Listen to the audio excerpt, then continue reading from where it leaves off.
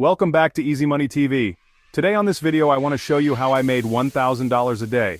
What if I told you that $1,000 a day isn't just a dream, but a reality for many?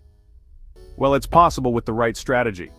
Let's dive into a method that I and many successful entrepreneurs are using today. It involves leveraging your skills and knowledge to create value for others. Start by identifying what you're passionate about, whether it's graphic design, copywriting, or consulting. Next, create a service or product around that passion. Offer it on platforms like Upwork, Fiverr, or even your own website. You'd be surprised at how much people are willing to pay for expertise. Here's the key.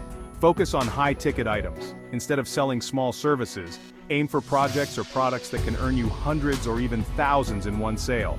Market yourself effectively. Use social media, email marketing, and networking.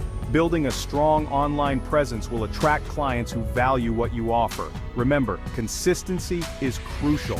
Keep refining your approach and scaling your efforts. Soon you'll find yourself on the path to earning $1,000 a day.